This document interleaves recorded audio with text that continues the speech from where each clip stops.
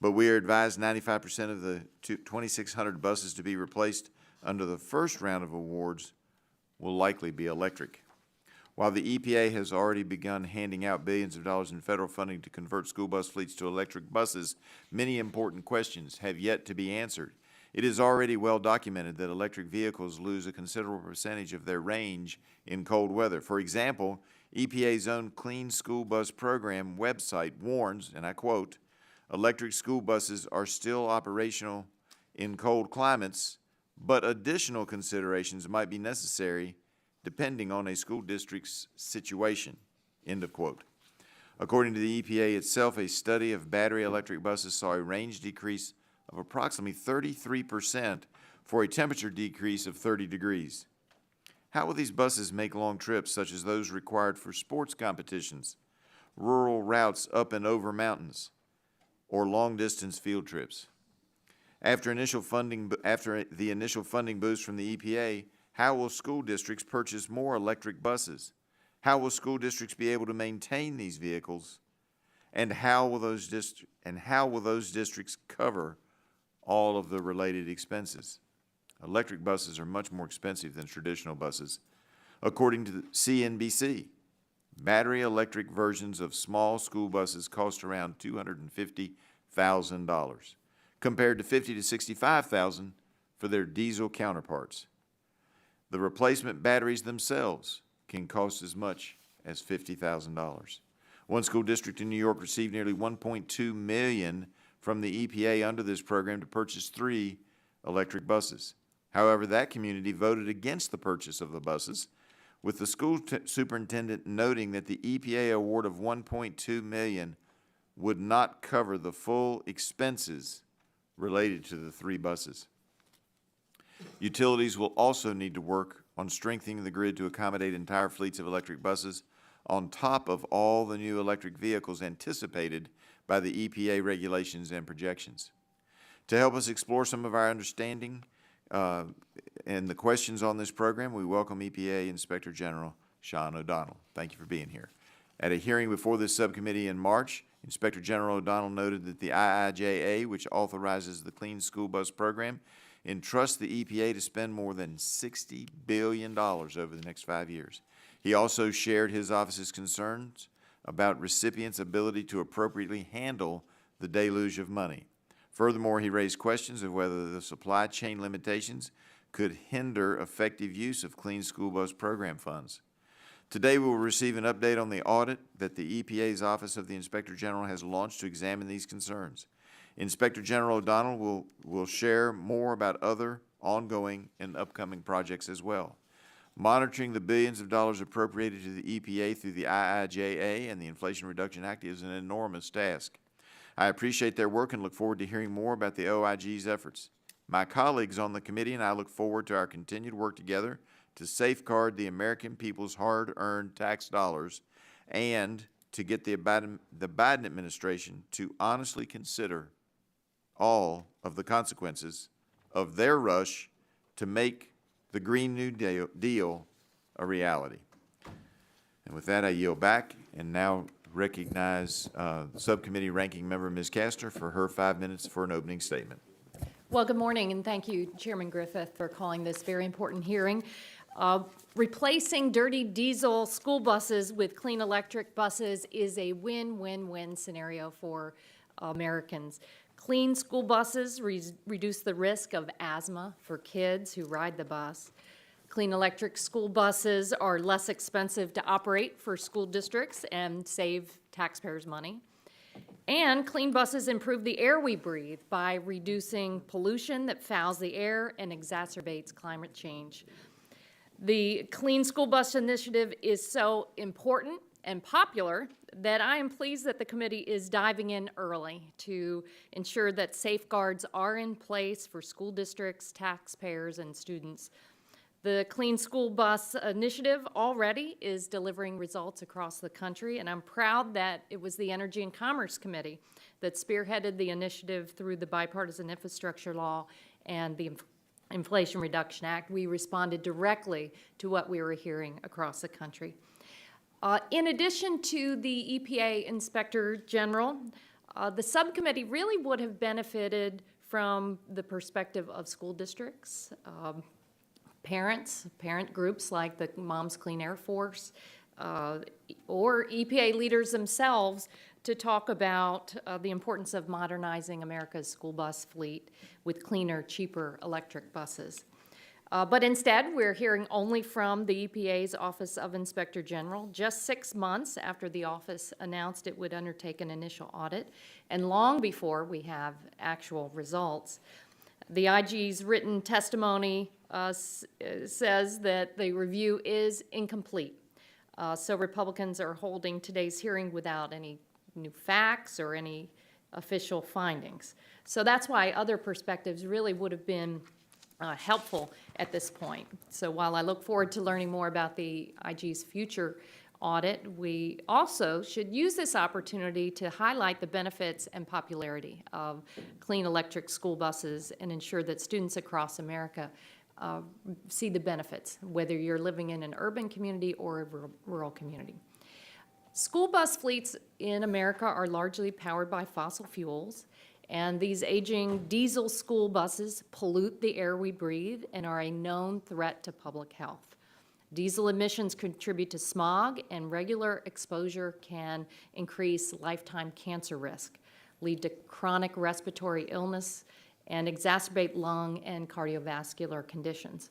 According to EPA, children are particularly vulnerable to the harmful effects of diesel emissions, which can interfere with brain development and worsen childhood asthma. And I cannot help but think back to riding the school bus as a child in hot and humid Tampa, Florida, along the interstate, where the fumes were really overpowering, especially in the afternoon on those rides home. And what a blessing this is to kids and communities that will be able to see improved air quality, and we can protect the kids' health. So recognizing these risks, Congress acted decisively by including the Clean School Bus Program in the Bipartisan Infrastructure Law. We're building on EPA's past efforts to protect kids and the public from air pollution.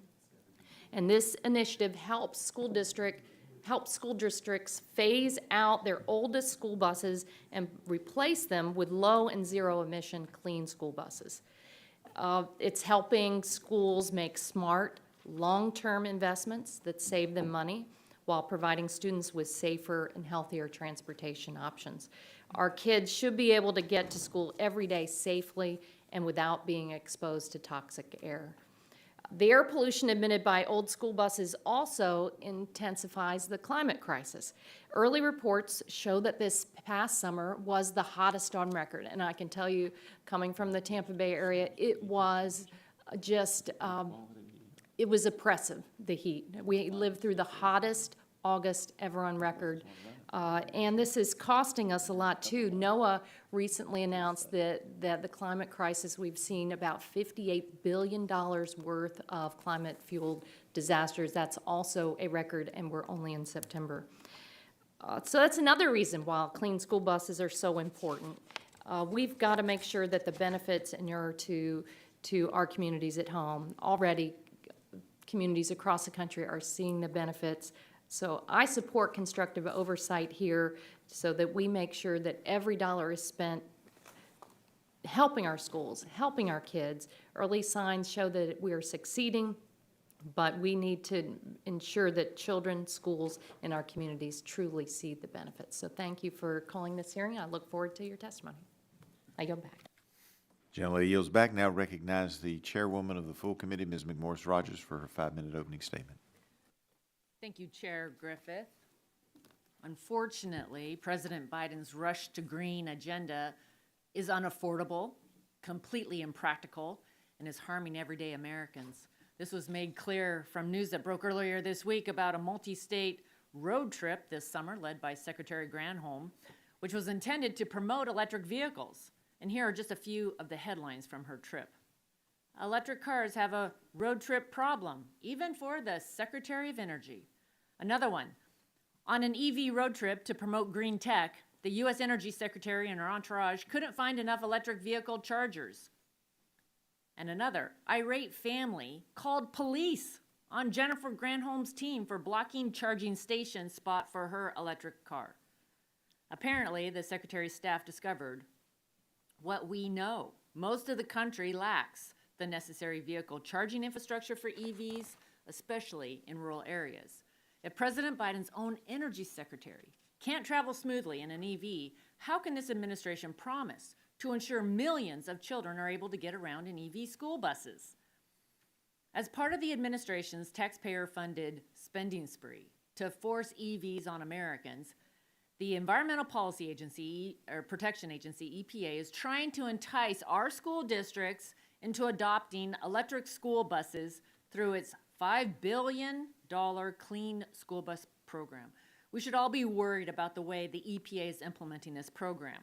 The IIJA requires that 50% of the awards under this program are to be used for replacing existing school buses with zero-emission school buses that produce no emissions of any air pollutant or greenhouse gas. The other 50% are to be used for replacing existing school buses with clean school buses, defined as a bus that reduces emissions and uses an alternative fuel, like propane, or as a zero-emission school bus.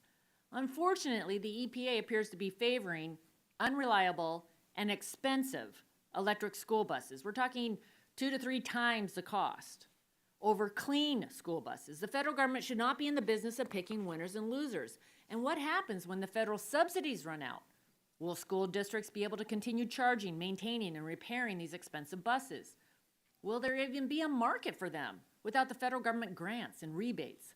The fact is, these vehicles are more expensive, and the limited charging infrastructure and operational limitations, especially as a result of extreme weather, make these buses completely impractical in many parts of the country.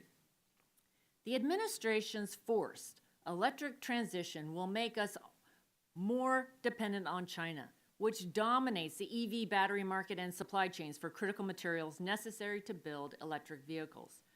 Earlier this year, the EPA's Office of Inspector General, OIG, launched an audit of this program to examine whether potential supply chain or production delays could negatively impact the agency's ability to distribute funds. And this is just part of the unprecedented $102 billion the EPA received from the IRA and the IIJA. I had the opportunity to meet with the Inspector General last month to discuss the challenges ahead and OIG's efforts to safeguard taxpayer funds against waste, fraud, and abuse. And I look forward to continuing that important discussion today. Ensuring our children's safety should be the #1 priority for any program looking to improve student transportation resources. The unprecedented amount of taxpayer dollars was spent last Congress, and Americans must know, there must be transparency as to how it's being spent. Beyond this program, I have broader concerns with the EPA. While the EPA was created by an executive order, Congress never actually authorized the EPA. And apparently the EPA believes many times it doesn't have to take direction from Congress. I fear that it has replaced its own core mission of protecting human health and the environment with a harmful political agenda to force an energy transition onto American families and businesses who will suffer. I hope today's hearing will shed more light on this, which will ultimately help us restore accountability at the EPA. I yield back. Chairwoman yields back. Now recognize the ranking member of the full committee, Mr. Pallone, for his 5-minute opening statement. Thank you, Mr. Chairman. I just have to start out by saying that the only way that we're going to have more electric vehicles, more electric buses, more clean energy buses, more EV charging stations is if we build more and create more. And if we let China do it and say, well, they're way ahead of us and so we shouldn't bother, then we're only going to be in a worse situation. So I really don't understand the Republican mantra that, there aren't enough buses, there aren't enough charging stations. Well, then let's change it. Let's not just, say that, this is, we're going to go back to the past and continue we're doing what we're doing. Let's change it. And we have to, because we've long known that harmful emissions from school buses that use fossil fuels can exacerbate childhood asthma, increase a child's lifetime cancer risk, and contribute to the climate crisis. But fortunately, there are newer buses that can reduce or eliminate school bus emissions. But tight budgets, coupled with high operating costs of existing bus fleets, make it impossible for many schools to replace outdated buses. And it's particularly difficult for underserved communities to invest in school bus upgrades, even though these upgrades would reduce future fuel costs. These communities are also disproportionately affected by air pollution, and these upgrades would better protect both the health of students and the surrounding community. So we created programs at the EPA that have helped replace the oldest, most polluting buses with new models that meet EPA's diesel emission standards. And then last Congress, as part of the bipartisan infrastructure law, we invested $5 billion over 5 years in EPA's Clean School Bus program. And this funding helps the EPA build on past success protecting public health while also combating the climate crisis. Today, the Clean School Bus program is taking the oldest and most outdated school buses off the road and replacing them with cleaner, modern buses. These investments are helping schools enjoy immediate cost savings on fuel and maintenance that can be reinvested in the classroom or to pay for future fleet upgrades. Now, the Clean School Bus program is still in the early stages, but initial results are promising. In 2022, EPA received thousands of applications from schools and communities to replace more than 12,000 buses. To better meet this desire for clean school buses, EPA increased the award pool from $500 million to $965 million. EPA then prioritized eligible applications from rural, low-income, tribal, and other underserved communities using criteria set forth in statute by Congress.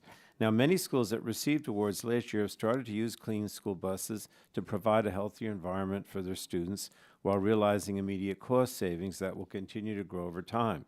I call that an early success. But committee Republicans are looking to undermine the program and these investments simply because every single one of them opposed the bipartisan infrastructure law, and Republicans are deliberately misleading the public about this program in order to prop up their friends in the fossil fuel industry. The Clean School Bus program provides funds for electric buses as well as low-emission propane and compressed natural gas buses. Congress gave schools the flexibility to choose from a range of technologies so new buses would fit their needs, and schools spoke loudly and clearly. More than 90% of the applications that EPA received for the first round of rebates were for zero-emission electric school buses. Schools want clean buses, and EPA is delivering. Now, I appreciate hearing from the Inspector General about his work or their work in detecting waste, fraud, and abuse, but the Republican majority is holding this hearing before the Inspector General has even completed an initial audit of the Clean School Bus program. Reports and audits from IG are invaluable to Congress in their oversight efforts, but IGs need to actually complete their audits to have those results. Democrats are committed to conducting constructive oversight that can help programs succeed and complement an IG's important work. We need to make sure that EPA's Clean School Bus program is successful, and constructive oversight is one of the best ways to protect these investments. But we shouldn't confuse fear-mongering on behalf of the fossil fuel industry with real oversight.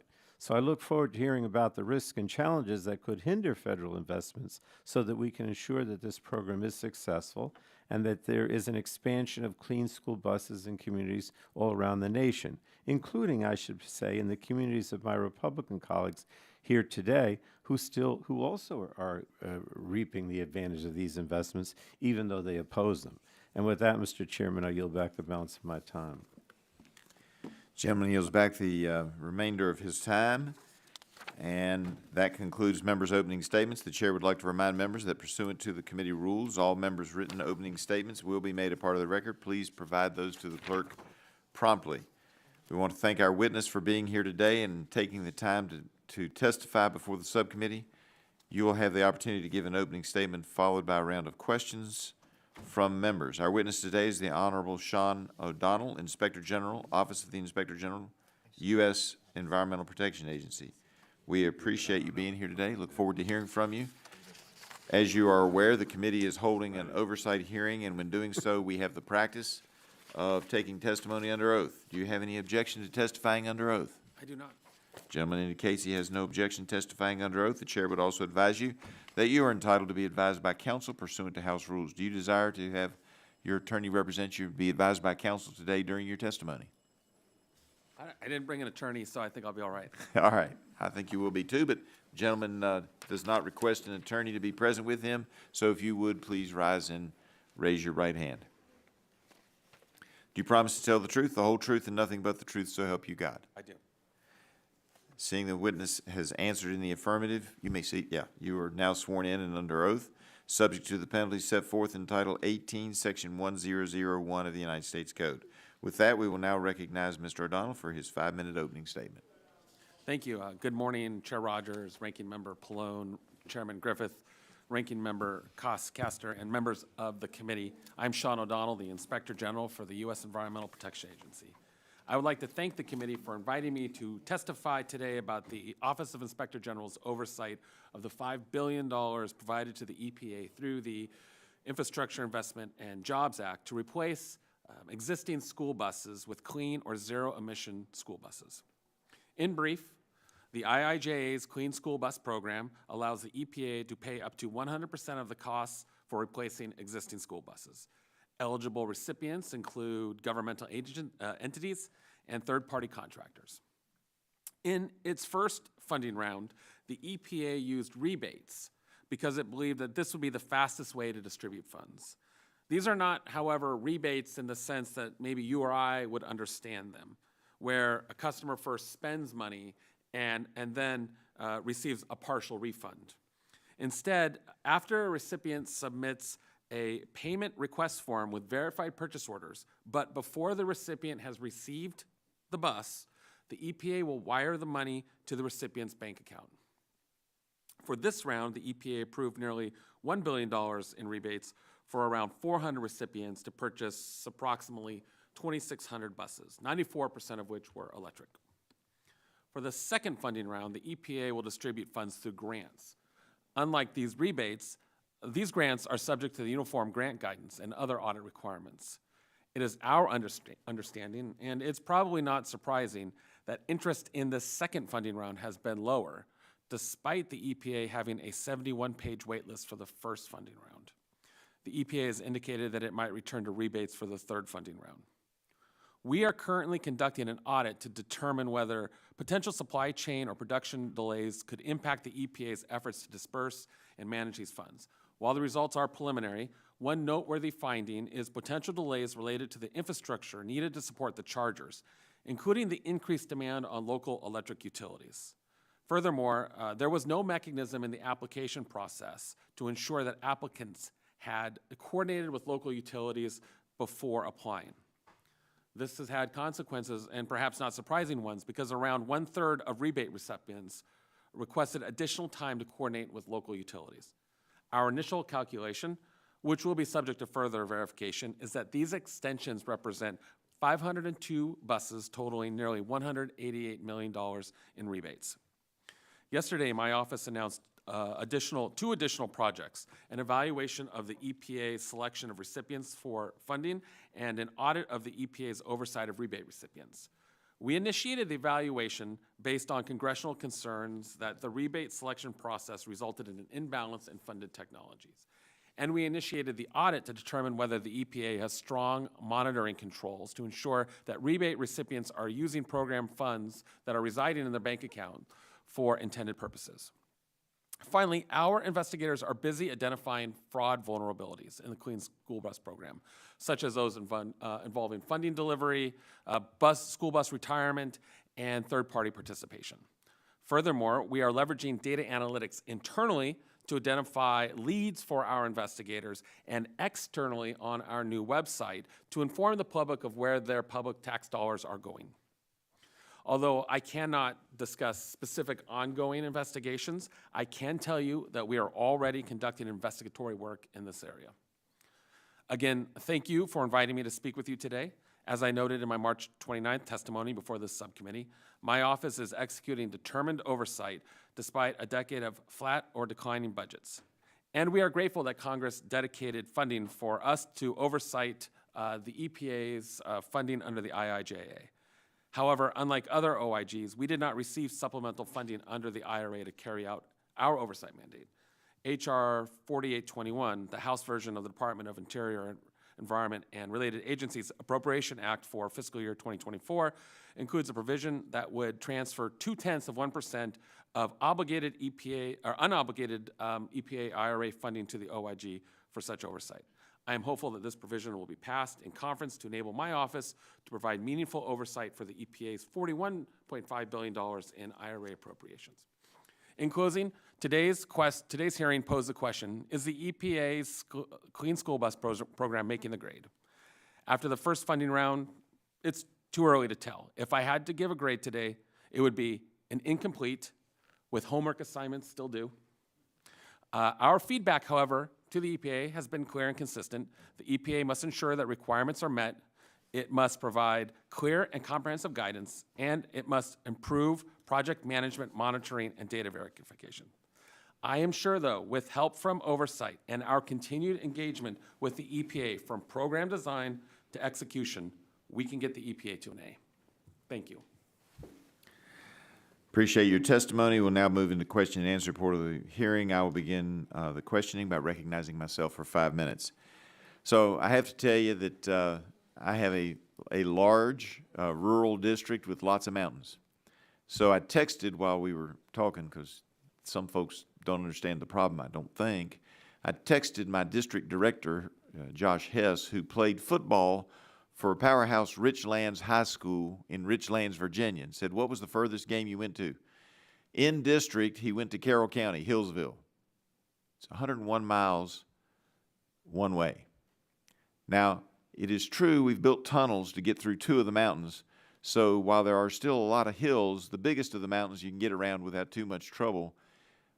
But based on my research, and you tell me if there's something new out there, these electric school buses don't get from somewhere between 100 to 200 miles, depending on which make and which battery level you're at. And, of course, I already mentioned in my opening the cost of the replacement batteries. So you might not get back from the game if you take an electric school bus from Richlands to Hillsville. By the way, all of that's in the 9th Congressional District. And he told me also that the furthest they went when he got into the playoffs, they went to Brookville, which is a few miles outside of the district, but not more than about 15 minutes outside of the district at most. And that's 195 miles. You might get there, but you might not get back. So is this really practical for schools to have an all-electric fleet? Well, thank you for the question. The IIJA obviously expresses a intent of Congress that half that funding will go to electric school buses. The other half will go to clean school buses. But the data indicates, at least in the first tranche of spending, it's going to be about 95% electric. Isn't that accurate? Yes, that's right. And that's why we've undertaken our evaluation to understand how the selection process ended up in such an imbalance of technologies. My understanding at this juncture is that the EPA has exercised its discretion or its decision-making power under the criteria for that second half to determine that the zero-emission buses meet the definition of clean school bus. It is permitted under the statute, as I understand it, in lieu of the alternative fuel. And so, sir, as I was saying, this is what our evaluation is really going to start looking at, is what was the process that the EPA went through to determine how they were going to fund the buses. Because natural gas might work in my district. It might. I don't know. We'll see. All right. There's several other problematic aspects of the program. For example, if a school district does not have any 2010 or older diesel buses to replace, it may replace a 2011 or newer bus by selling it. According to the EPA, quote, income from the sale of the old bus will not impact the rebate amount, end quote. So let me understand this. The EPA is paying the school districts to upgrade buses that are not even a decade old, and then if the school district sells it, they get to pocket the profit or the cash. Is that accurate? That's my understanding as well, and as I had mentioned, our investigators are looking at all of the possible fraud vulnerabilities. This is the one I think we call the school bus goes round and round, and our concern would be that school buses get passed from one district to the next in order to justify a replacement for the government-funded replacement. And so these are the sorts of things that we will be looking at. We will help the agency look at. I want to be clear. I understand that the agency has some follow-up, that's conducting follow-up. The agency has taken some of the most advanced systems yet that they've employed in administering the rebates, but there's still a lot of work to make sure that these fraud vulnerabilities are not taken advantage of. Yeah, because it seems like that, some flatland district where the school bus might work for, getting around most of the area and doing stuff. And I recognize in the flatland area, it might work. In an area where you've got a moderate temperature, that this may very well be effective. But they can then sell their diesel buses to my district where the electric bus just probably ain't gonna function very well. All right, in your testimony, you also expressed concern with the so-called destruction protocol that school districts are supposed to utilize when scrapping, selling, or donating old buses, so they couldn't necessarily sell it to my district. How's the EPA currently planning to minimize risks such as recipients selling or keeping buses that are supposed to be destroyed? So my understanding is, as part of the process, and frankly, with respect to the rebates, is our view that there are very few touch points in the process. One of those touch points is completing a scrapping certification. That includes an identification of the bus by VIN and pictures of the engine receiving, sort of being put to rest, if you will. And the axle and the chassis, the back chassis being separated. So that's the extent to which there is verification that the scrapping protocol has occurred. We're not sure that that's robust enough. Like I said, we're still really looking into that part on an investigatory side. Well, and I've got to tell you, for a lot of my districts that are short on cash and really I represent a economically stressed region of the country, I'm not so sure selling them to those school districts at a discount isn't a better plan than scrapping them. But that being said, I yield back and now recognize Ms. Castor, the ranking member of the subcommittee, for her 5 minutes of questioning. Well, thank you, Mr. Chairman. Thank you, Mr. O'Donnell. It's good to see you again.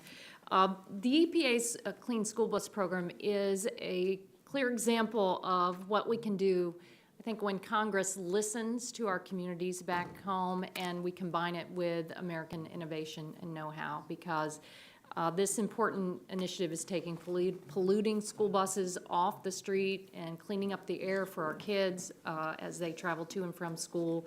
It's helping school districts save money. So it's really a win-win-win, I think, for our communities. Are school districts required to apply for the Clean School Bus grants and rebates? No, they're not required to. Okay. EPA also has a very important public health mission.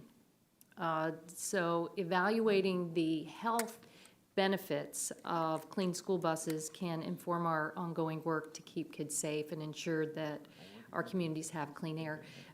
We also want to provide school districts with all necessary information as they consider the value of applying for these grants. So does your office have any plans to evaluate the health benefits of cleaner air resulting from the Clean School Bus Initiative? I know that EPA speaks to that. That's a difficult thing to obviously measure.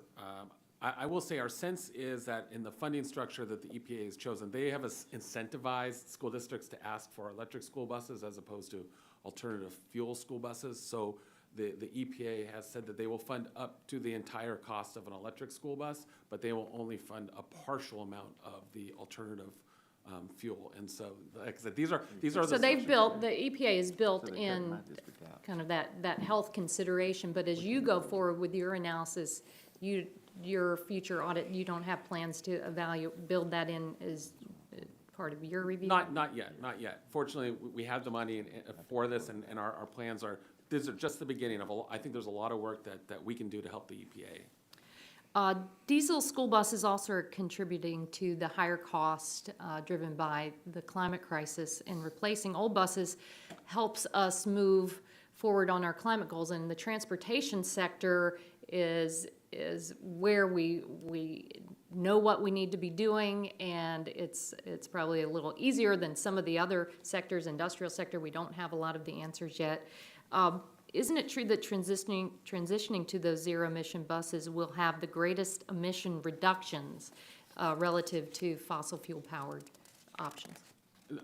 I believe that's what the EPA has said time and again, and just as we at OIG, we have identified the EPA's response and leadership with respect to climate change as a top management challenge facing the agency, and some of our work, though not with this yet, is looking at the resiliency planning for climate change. We haven't yet turned to school bus, but we do look at it with respect to, say, the water and wastewater sectors. So yes, resiliency is very important as well. Your testimony includes plans to evaluate EPA selection process, given Republicans' belief that EPA should have awarded more rebates for low-emission buses.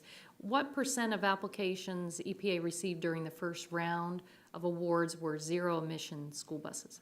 It's my understanding, I think about 90% as far as what I've read from the EPA. And under the Clean School Bus Program, Congress gave schools, school districts flexibility to replace their old diesel-powered buses with a range of clean technology options.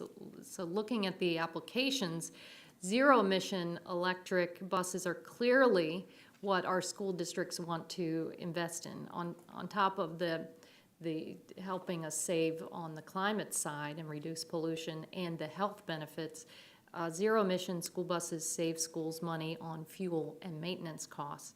On average, it's estimated that schools can save up to $10,000 annually for each bus they replace with a zero-emission electric bus. So I don't think it's surprising that school districts want buses that produce such large cost savings. That's what I'm hearing at home. It's a lot of the upfront costs that they're looking at now, and they need a little help with that. So I think these are vital federal investments in our communities. They're already paying off. We've got to do more. We've got to continue to provide continuity. So thank you for helping us continue to watch and evaluate the success of this initiative. In the meantime, I hope we can work together on this committee to make sure EPA has the resources necessary to continue here. So thank you very much, and I yield back. Gently yields back. Now recognize the chairwoman of the full committee, Ms. McMorris Rogers, for her 5 minutes of questioning. Inspector General, I have major concerns about the lack of EPA internal controls and internal audits necessary to effectively administer programs handling IIJA funds. And we're talking billions and billions of dollars. Does the EPA have an internal auditing system? So I'm not aware that the EPA has a unit for internal audit. I've never seen it. We've asked. No, I don't believe they do. Would you discuss how not having an internal auditor raises potential for waste, fraud, and abuse at an agency? So many departments in the federal government have internal audits. As you might know, I was the acting inspector general at the Department of Defense for nearly 3 years, and internal audit is just a function, a well-established function inside the Department of Defense, and it really serves a management function of helping, like you said, ensure that waste, fraud, and abuse is being prevented and detected, but also that the intentions of the contractor or the agency are being met. So it is a really important management tool, and I want to contrast it with what our role is. So yes, I have auditors. Yes, we do audits, but we do oversight. We do oversight, and we report not just to the administrator, but also to you all. And that puts us in a fundamentally different position from internal audit. Thank you. The EPA's annual appropriation for fiscal year 2023 was just over $10 billion. The Inflation Reduction Act and the Infrastructure Investment and Jobs Act provided EPA a combined $102 billion, 10 times the amount of funding EPA is used to. To your knowledge, does the EPA intend to create an internal auditing system to monitor this unprecedented amount of money it's received? Not that I know of. Under its 2022 rebate program, the EPA funded 2,408 electric school buses compared to 109 propane buses and 16 compressed natural gas buses. Under that round of funding, the maximum amount of funding for the, I'm going to call them so-called zero-emission buses, because I think we still have to ask, where does electricity come from, was 10 times greater than that for a propane or compressed natural gas school bus. In its response to our letter about this, the EPA stated that they would continue to follow the IIJA and would, quote, award grant and rebate funds in response to the school bus types that school districts express interest in purchasing. However, it's clear from the latest round of funding that the EPA plans to continue to favor electric school buses over propane and compressed natural gas buses. For example, the EPA has indicated it would make funding available for electric charging infrastructure. but not propane or compressed natural gas fueling infrastructure. Additionally, the EPA has ruled that model year 2011 or newer buses and 2010 or older gasoline buses can only be replaced by electric buses. Finally, EPA announced that it provides as much as 10 times the funding for zero-emission school buses as propane school buses under the latest round of funding. Mr. Inspector General, you mentioned in your testimony that your office plans to review the EPA's selection of recipients under this program.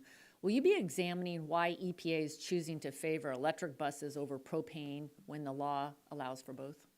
Right, and as you alluded to, I think Representative Castor also pointed to it. For that half of funding that's going to clean school buses, there are factors that need to be considered. The lowest cost, local conditions like weather, bus routes and the like, the efficacy of emission reduction and sort of the technology growth. And what we will do is make sure that in making the funding decisions, the EPA is abiding by the criteria that Congress set forth in making those determinations. Okay, are you able to share any more details as to your review to EPA's selection of recipients? No, I can speak to the numbers that are public. As we just heard, 90% of applicants asked for zero-emission electric buses. 94 were awarded. I think if you look at the funding structure, as I said, there is a sense in which the EPA has incentivized school districts to ask for electric school buses and that they will reimburse the entire cost of an electric school bus, but it appears only a partial for alternative fuel. I think we'll kind of get into the understanding maybe of the why school districts, some school districts made those decisions. But we just announced yesterday, so I know we're all excited. I'm very excited about it. We've done some preliminary research, and as we start to have findings like we are here, I'm always happy to talk about what we're seeing, because I don't want to, I'm not out to hide things. And I would also add too, just a brief point. The EPA has engaged us in the program design since the very beginning, right? They've followed OMB directives. And so while it might seem like, oh, it's early for you all, in fact, the EPA sees value in talking to us from the very beginning and hearing from us. And I think Congress benefits from that as well. Thank you. On behalf of hardworking taxpayer families that I represent in Eastern Washington, thank you for being here and your work. I yield back. Now recognize thank you for yielding back. Now recognize Ms. Schakowsky of Illinois for her 5 minutes of questions. Thank you, Mr. Chairman, and thank you, Mr. O'Donnell, for being here today. I believe that the school bus program is really a crucial way to make our community safer and our children safer. And I represent a district in Illinois which has happily embraced the program. Illinois school districts that applied in the first round of rebates now have 120 clean school buses that are out there. I know that in the Chicago area that I represent, there are 14 school districts in the Chicago area, so obviously they're also from around different parts of the states. And meantime, we have 69 school districts in Illinois that are on waiting lists, so I know that many are going to want to participate in this. We've heard from some bus drivers who say that they find that on the bus now things are quieter, that students seem to have a more calm environment. But we also hear from the school districts who have found that it is easier for them to recruit and retain bus drivers when they are using these buses. And, there is a shortage, I think of trying to hire bus drivers, and this seems to be a real incentive. So I would say that the program is off, in our experience, to a good start with a good deal of enthusiasm from school districts, from bus drivers, and I'm certain that the children are benefiting from the cleaner air that they're able to experience. And as I said earlier, the community too, these buses drive up and down the streets of all of our neighborhoods, rural and urban. And definitely if we can reduce the pollution from those school buses, that would be a big plus. And I think that's part of the direction that we want to be going in. I have to tell you that I'm a little confused about the timing of this hearing. You are in the midst of an audit, as I understand it. You are doing investigations, which at this point, I understand that you don't really want to share with us. So I'm not quite sure why we're having this, because I think all of us would agree that we want to make sure that this program is functioning well, that taxpayers are getting what they need, and that we are answering all the questions that need to be. So it's not that I don't agree that you do the audit and that you do the investigations. But what I wanted to ask you is if you would commit to taking into consideration all of the things, including some of the really positive things, like, are we able to address the shortage if we are using these buses? Would we be more inclined to get the staff that we need to make sure that our kids are getting to school? And would you commit to including all the positives as well in this research and audit? One of the things that you learn in my job, as I have been in it for several years, is that it's rare that people are excited to see me. When I go to the EPA, it's just, I'm just not the most popular, like the dinner guest. And I really emphasize the fact that, the EPA has this goal of getting out these clean school buses and really having that health benefit that you talk about. And what we do more than anything else, we're not trying to, we don't play gotcha. I tell this to the agency all the time. We're not trying to play gotcha. We're not trying to surprise you. We want to make sure that what you're doing actually happens. And so to speak to all the good things that you talked about, what my investigators talk about it all the time. And we really put it in terms of environmental justice, but it goes beyond that. And it's not about who the recipient is at the end of the day. It's not about those school districts. It's about the kids on the school bus in the neighborhoods. And we have to start early to make sure that those dollars get there. As I said, there's a 71-page waiting list. We've already heard a third of rebate applicants have asked to actually delay reimbursement. So that's $188 million, at least our preliminary numbers, that could have gone to school districts that are right now ready to go. And so it's really useful, I think, for us to get in now, in year one, rather than year 5, to look at exactly the sort of things that you're speaking to. Okay, so you will make a commitment to do a program-wide audit of all of the things positive as well as some of the problems. Thank you. We're good news as well as bad news. Great, thank you. I yield back. Gentlelady yields back, and I just want to say we're always glad to see you here at this subcommittee. Now recognize the gentleman from Texas, Dr. Burgess, for his 5 minutes of questioning. Thank you, Mr. Chairman. And representing one of those flatland areas that you talked about, we have a different problem in that many of our communities are located long distances from each other. While we don't have to traverse a mountain range or look for a mountain tunnel, we might have miles and miles of Texas to get across to get from one location to the other. I was concerned when Mr. Griffith was talking about the football team taking the electric bus to an away game. A lot of those games are going to be played during the late fall and early winter. And I don't know if the buses work as well in cold temperatures or if the battery life is affected by cold temperatures. I suspect that it is.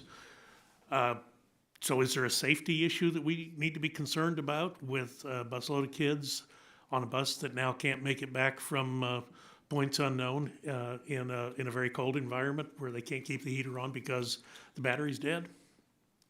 Thank you. And as a proud graduate of Texas A&M University, though last Saturday was tough, I understand the love of football and the importance of it in our discussion here. Let me interrupt you there for just a minute. But the Horns won.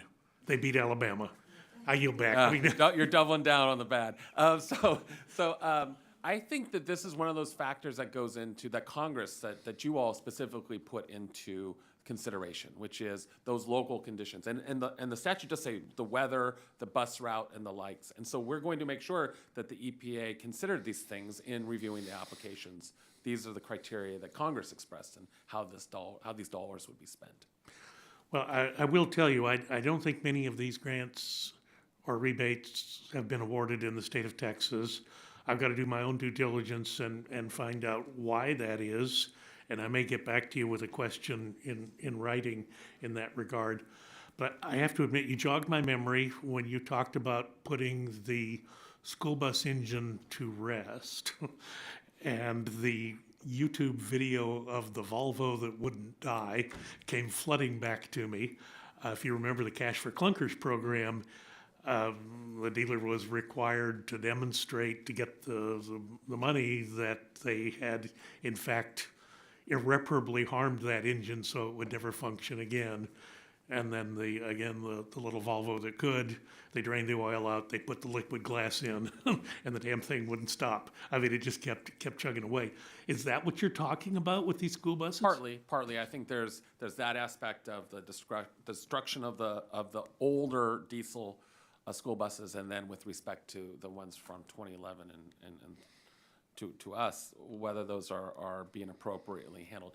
I don't think double dipping is allowed. You can't replace the same bus twice, and we will work with the EPA to make sure that they're not being defrauded in that regard. But when in part of your answer to one of Mr. Griffith's questions, Chair Griffith's questions was he was concerned about, I think, that aspect of double dipping.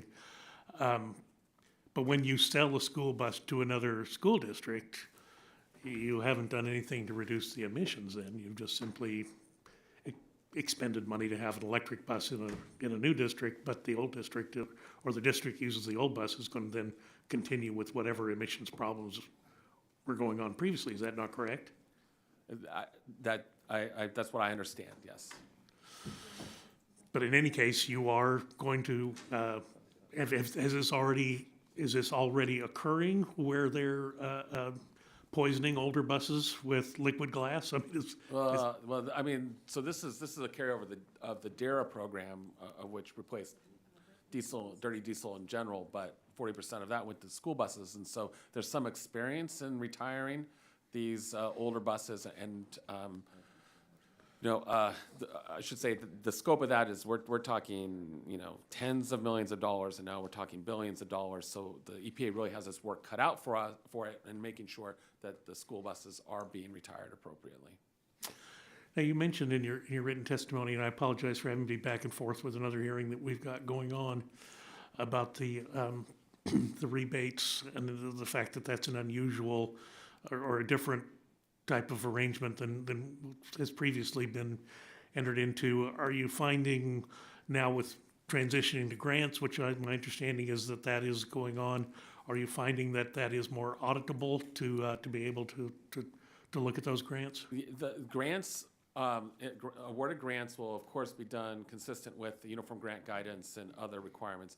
The rebates do not. Rebates are the riskiest way to distribute money. And so that, for us, when we, the EPA has made a decision to use rebates in the first round, possibly use it in the third round. That's their decision. Our, of course, role is to make sure that they're not being defrauded in issuing. The EPA also has a mission in that as well. But, yes, just to short answer, obviously, rebates would give any Inspector General discomfort. Well, Mr. Chairman, I just have to say, in Texas, we've had a pretty hot summer. School already started at the early part of September with still 110-degree days. The problem we encountered, lots of solar energy was being generated, which is a good thing. But then people get home and the sun goes down, they crank up the AC, and the grid got into trouble. If we plug in a bunch of school buses when after the evening run, I mean, that's going to be a problem too, is additional strain on the grid. I hope someone is looking at that. Thank you, Mr. Chairman. I yield back. Gentleman yields back. Now recognize Dr. Ruiz for his 5 minutes of Thank you. question. Thank you, Mr. Chairman. The infrastructure law did indeed have a lot of money to fortify the electrical grid. So in anticipation of electrifying our economy, we put in money to fortify the grid precisely for those efforts. And if we could get the Republican support and their hands off of that money in repealing it, then I think that we would address with anticipation the high demand, which is a good thing, a good problem to have, especially when we want to go with a renewable energy economy. The EPA's Clean School Bus Program is a successful and popular program that follows through on the Democrats' commitment to the clean energy transition. The bipartisan infrastructure law provided funding to EPA so that we can help school districts replace their old diesel buses with clean school buses. And last October, EPA announced that 400 applications were selected for awards to replace thousands of old buses, including in my district, the Coachella Valley Unified School District. And I'm proud to say that I supported their application, and this funding that they received will help provide students in my district with a safe and cool ride home because they have no air conditioning in the desert with 115, 120 degrees Fahrenheit weather for weeks. This is essential for students in my district where, of course, temperatures can reach extreme levels, and it is imperative that students have school buses equipped with air conditioning. Additionally, not only is this program helping us fight to protect our children from heat-related illnesses, but it also will help us address climate change by fighting for the health of our environment. Early evidence is promising as schools realize projected cost savings by not having to entirely rely on diesel and gas-powered school buses. This is important for rural and impoverished schools. Unfortunately, today I've heard incredibly misleading statements about how the bipartisan infrastructure law requires the EPA to administer the clean school bus funds. And I want to take this opportunity to clear up any of misunderstandings about these requirements. So, Mr. O'Donnell, Congress required that half of the awards made under the program go to clean buses that have zero emissions, while the other half be delivered to clean school buses that Congress defined as having low and zero emissions.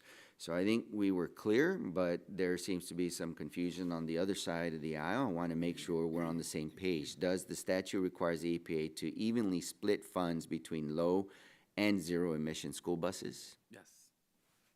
As an ER doctor, I know firsthand how the environment and vehicle emissions impact our health. And we know that the environmental and health impacts of climate change hit low-income rural and tribal communities the hardest, and these communities have the fewest resources to respond with.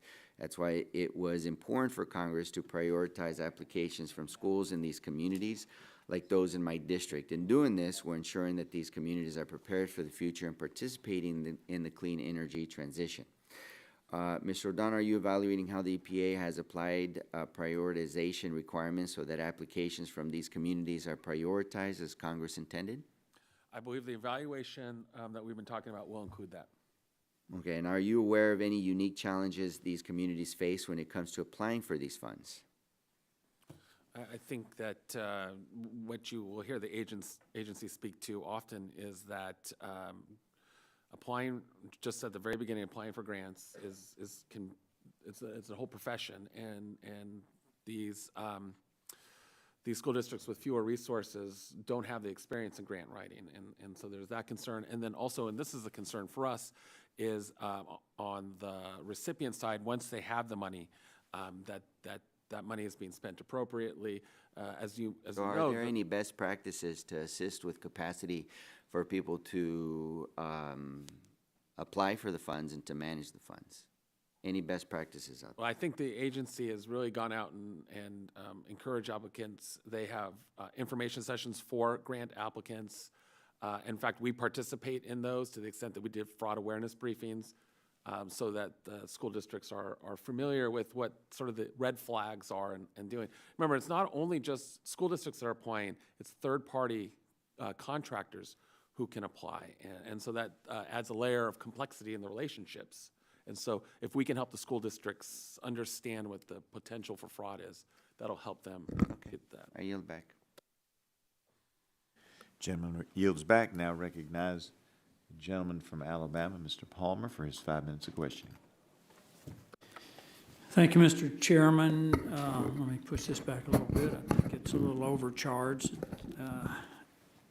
One of the things I want to point out is that we're incentivizing state and local school districts to purchase electric. Let me move to another microphone. And if we could reset his time too, we've had that problem before.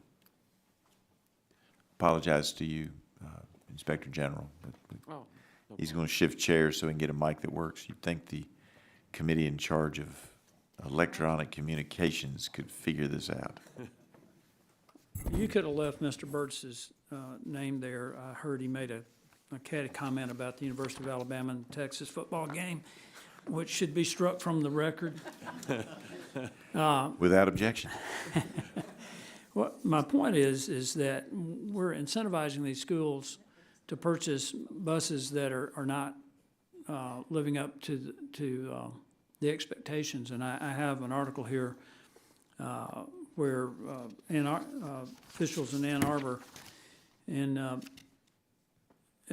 they said these buses cost 5 times as more than a regular bus, and that's just for the bus. And the electrical infrastructure, which was originally estimated to be about $50,000 for those 4 buses, ended up being more like $200,000. Is this bait and switch? I don't know. I don't think so, but I'm not familiar with. Is it just bad math? I mean, that the people who are making these estimates and enticing people to invest in these buses are just not very good at math, and they're finding out when they actually implement the contracts that the costs are excessively higher than they thought. I want to turn to something else that Chairman McMorris Rogers brought up, and that is our reliance on China. The fact of the matter is that if we go to 100% EVs for school buses, we will be 100% reliant on China. I mean, they control most of the lithium mining and processing.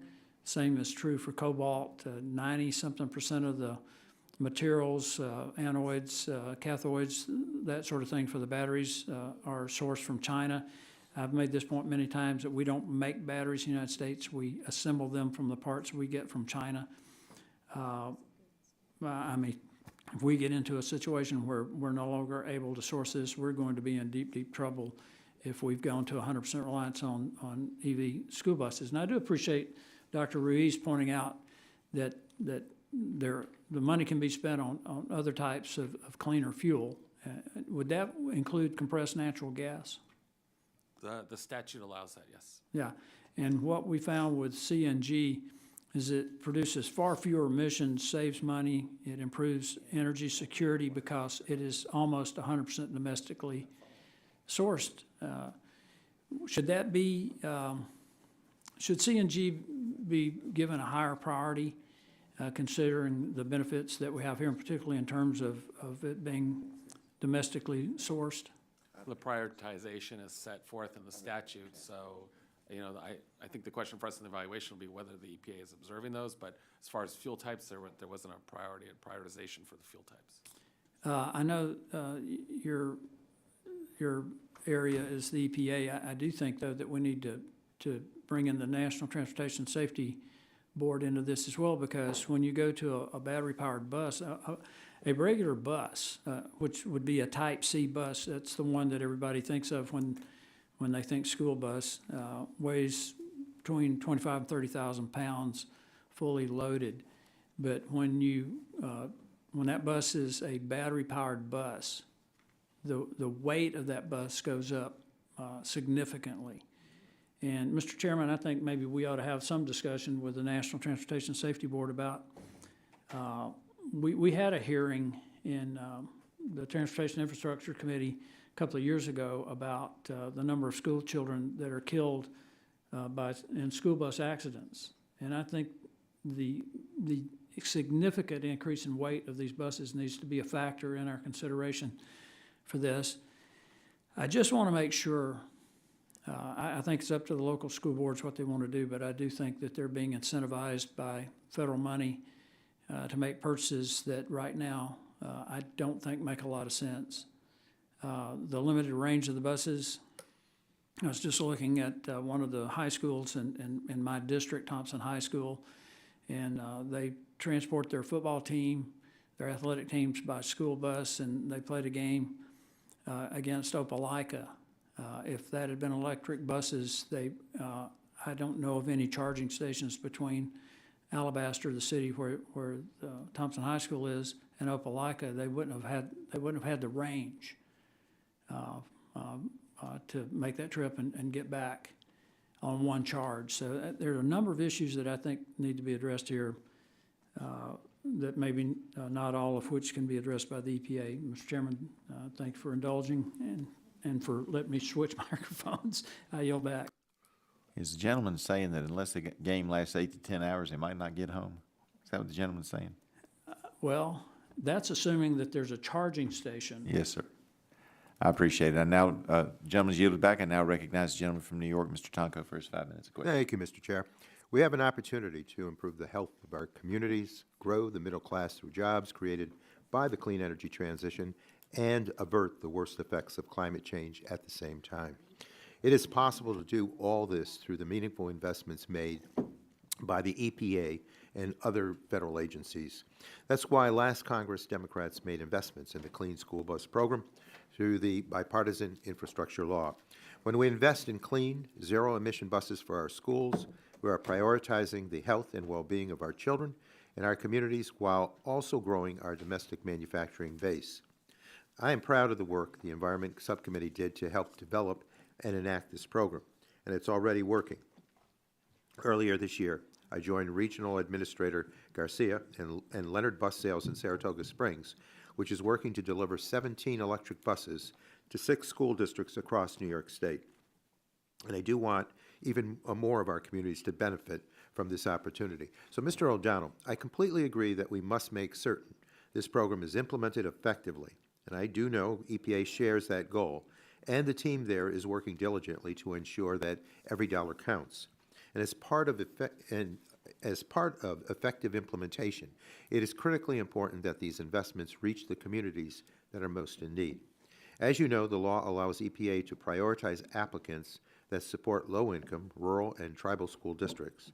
So, in your testimony, you stated that your evaluation will look at the program's selection process. Will this include any analysis of or recommendations for how EPA can ensure that funds are reaching the communities most in need? I believe it will consider the use of those prioritization factors that you mentioned. Okay, thank you. And as you know, the administration has adopted the Justice 40 commitment, which seeks to provide 40% of the benefits of programs like this one to frontline and underserved communities. I believe an evaluation of the program's effectiveness and its selection methods should address whether Justice 40 goals are being achieved. And if EPA is not meeting those targets, I hope the selection process recommendations that you will consider providing will address how we can do better on this front. So, Mr. O'Donnell, do you believe that fulfilling the agency's environmental justice goals is important in the evaluation of the program effectiveness? In fact, we have spoken as a top management challenge to the EPA environmental justice, and with respect to, in the lead up to these programs, we've issued lessons learned, including lessons learned on DERA, that the agency needs to have actual performance measures in these programs. I don't think we'd want the performance goals for this to be just get the dollars out or just get the school buses out, but that we're actually addressing the sort of targeted, prioritized funding and support that you're speaking to. Mm-hmm. And all Americans, regardless of their zip code, deserve the benefits that cleaner air and healthy communities provide. And the Clean School Bus Program is an important part of that effort. So constructive, targeted oversight can indeed help ensure this program succeeds so that everyone, our children and all involved, benefit from the clean buses. With that, Mr. Chair, I thank you and yield back. Gentleman yields back. Now recognize the gentlelady of Florida, Ms. Kamick, for 5 minutes of questioning. Okay, there we go. I don't know if that's working. I can hear you. I know, well. Well, I appreciate it. Thank you, Chairman Griffith, for hosting this hearing today. Thank you for appearing before the committee. I know we've covered quite a bit here today on this issue, so I want to dive into a little bit of a niche issue.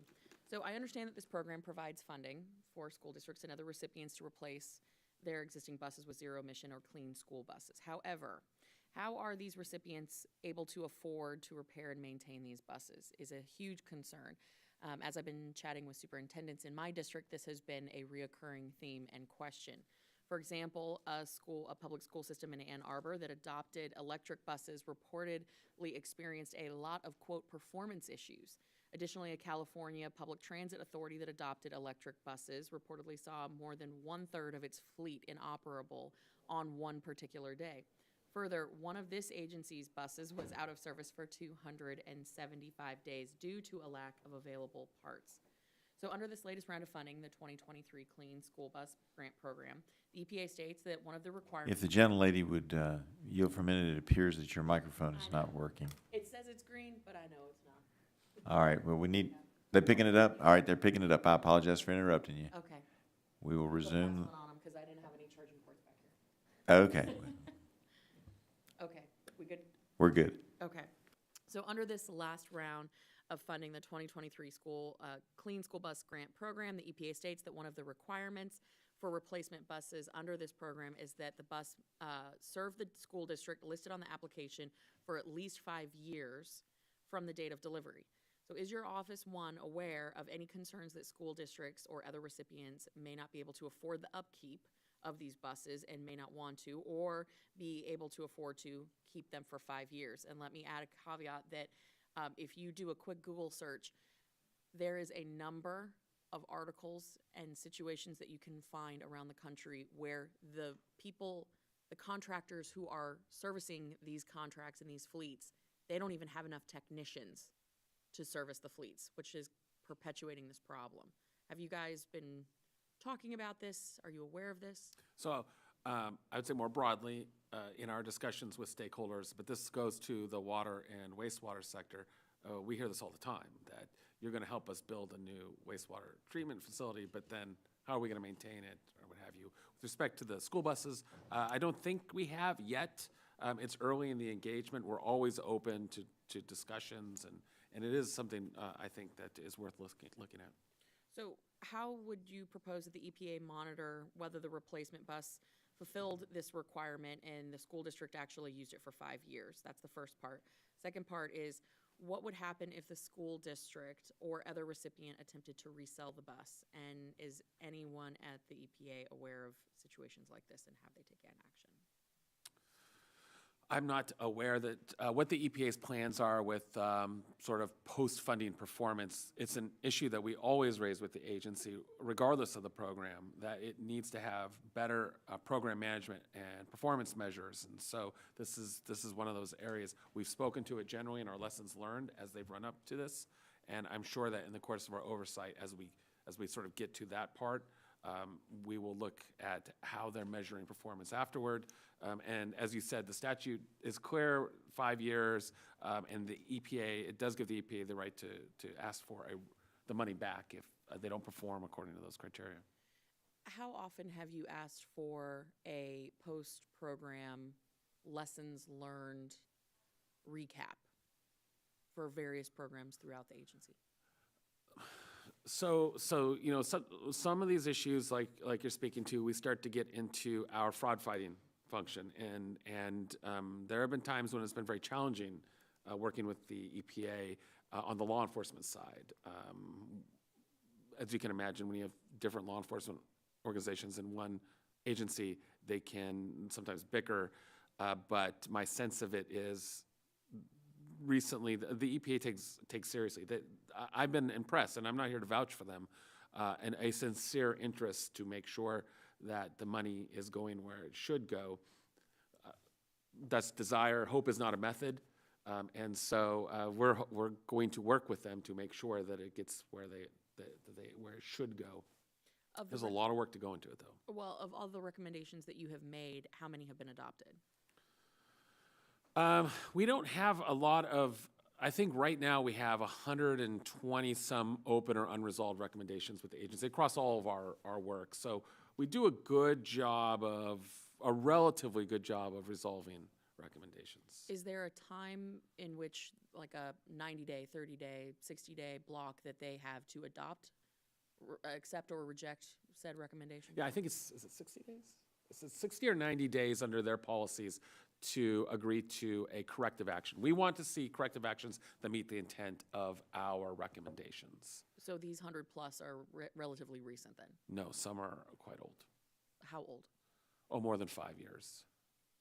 Ah, government efficiency at work. Well, we don't always agree, and we force the agency, but they don't always agree with us. I appreciate that. I am over my time, so with that, I yield back. Thank you, Mr. Chairman. Thank the gentlelady. Gentlelady yields back and now recognize the ranking member of the full committee, Mr. Pallone, for his 5 minutes of questioning. Thank you, Mr. Chairman. Last Congress, Democrats delivered for the middle class by passing the bipartisan infrastructure law and making unprecedented investments to combat climate change, rebuild infrastructure, and bolster domestic manufacturing. The Clean School Bus Program is one of the many programs making meaningful investments to meet these goals, and early results suggest that this program is off to a good start. Unfortunately, Republicans have relentlessly criticized the Clean School Bus Program. Even after the first awards went out to underserved communities for clean buses, Republicans have continued to undermine EPA. So let me ask you, Mr. O'Donnell, in your written testimony, you said that if you had to give this program a grade today, quote, it would be incomplete, end of quote. Now, while I can understand that EPA still has funds to disperse, I'm concerned that some of the characterizations in your testimony could be misread as conclusions about EPA's implementation, and I think that would be particularly problematic given your office has not completed its own early work to evaluate the program. So my first question is, would you like to clarify anything in that testimony to help us better understand which stage you are at in evaluating implementation of the Clean School Bus Program? Oversight's an ongoing process, and it's one that since the IIJA has passed, we have been engaged in robustly. It includes audits and evaluations, but it also includes investigations and then also other types of products, like I said, lessons learned. And so, we are in that first round of funding. The EPA chose to use rebates. Those are very risky. We're still waiting to see the results. We're hoping, I think everyone hopes, our goal is to make sure, to help the agency make sure that all that money benefits the beneficiaries as intended. But right now, it's very early to tell if the design of that program is meeting the goals of the program.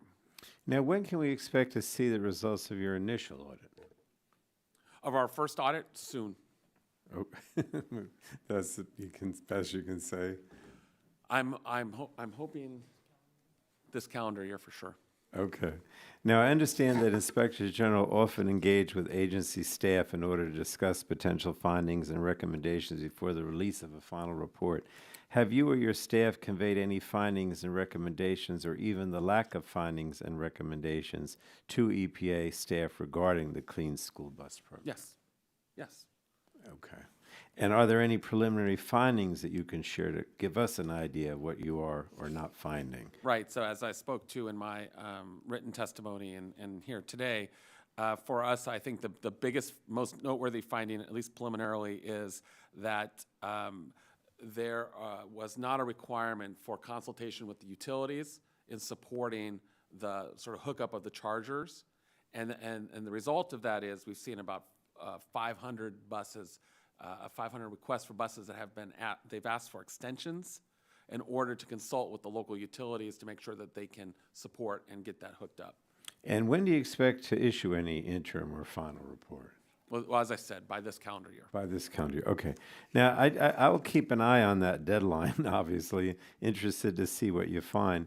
if there are issues, we want to make sure that we're working to fix them so this program succeeds. And I know the hardworking staff at EPA are dedicated to its success as well. And while I think it is clear this hearing is premature, as an audit has not yet been completed, I do appreciate the opportunity to hear from you and your work with you as your audits and evaluations are completed. We all want the Clean School Bus Program to be successful because it is protecting children in the communities where we represent, and good oversight can be a big part of ensuring that success. So again, let me thank you, and I'll yield back my time at this point. Gentleman yields back. Now recognize the gentleman from California, Mr. Cardenas, for his 5 minutes of questioning. Thank you very much, Chairman Griffith, and also Vice Chair Lesko and Ranking Member Castor for allowing me to wave on today. And thank you, Inspector General O'Donnell, for being here and answering our questions. While I'm excited to discuss the promise of this amazing program, I wish this hearing was conducted in better faith by my Republican colleagues, as your full report is yet to be done and your audits are still ongoing. That's why I will use my time as an opportunity to discuss the many benefits of this extremely popular program. More than 20 million students across the United States ride the bus to school every single day. This poses an issue because riding diesel buses exposes children to significant air pollution, leading to higher rates of respiratory illnesses and health complications. Last Congress, we offered a solution. We made $5 billion available to schools through the school bus program, Clean School Bus Program, in the bipartisan infrastructure law to replace diesel buses with clean, low, and zero-emission school buses. As the sponsor of the Clean Commute for Kids Act, which was the genesis of this effort, I paid particular close attention to the roll out of the program to ensure that it is operating the way Congress intended. At the launch of the Clean School Bus Program last year, $500 million was made available out of the first initial $5 billion Congress provided. The response from school districts was nothing short of tremendous. School districts in all 50 states jumped at the opportunity to receive clean school buses through this program. This includes Democratic and Republican districts spanning urban, suburban, and rural communities. Demand has been great in every state. The EPA received more than 2,000 applications for the initial $500 million funding opportunity. Applications totaled more than $4 billion in requests for over 12,000 buses, 90% of which were for electric school buses. And it's up to the locals to decide what they want to apply for. It's not required that they apply for electric school buses specifically. The EPA responded to this overwhelming demand by increasing the funding for this first round to nearly $1 billion. And still, applications for approximately 8,500 electric school buses went unfilled after the first round of awards. Despite this data and this clear demand, my Republican counterparts perpetuate false narratives about the program, many of which we have heard today. When Administrator Regan testified regarding the EPA's fiscal year 24 budget earlier this year, I asked him about the Clean School Bus Program. He reminded the committee that it's a voluntary program, one that has granted applicants electric, propane, and compressed natural gas buses. Under the program, schools can choose the technology that best suits their needs. Choice is embedded in this program, and thus far, school districts are overwhelmingly choosing electric school buses. Nearly all of my colleagues on this subcommittee on both sides of the aisle represent school districts that have applied for funding under the initial rebate program. A clean ride to school for kids should not be a partisan issue. The school districts we represent don't see this opportunity as red or blue. Our school districts are sending us a clear message. They are ready to replace dirty, dangerous diesel with cleaner vehicles. To help achieve a clean commute for kids, it's on us to provide a strong program that is equipped with adequate resources to meet the monumental task of cleaning up our nation's school bus fleets. That's why, along with 110 of my congressional colleagues, we wrote to the leaders of the House and Senate Appropriations Committees to build off the down payment made in the bipartisan infrastructure law by requesting an additional $300 million for the Clean School Bus Program in fiscal year '24. That is also why I welcome good faith, constructive congressional oversight and hope we can stop wasting time on these misguided fishing expeditions into programs that are benefiting our communities and most notably our little children across America. Inspector General O'Donnell, thank you again for your time. And today I look forward to having the opportunity to review and discuss the results of your office's audit of the program when it is completed. And with that, again, I thank you so much for your dedication. You have a career of being an amazing public servant.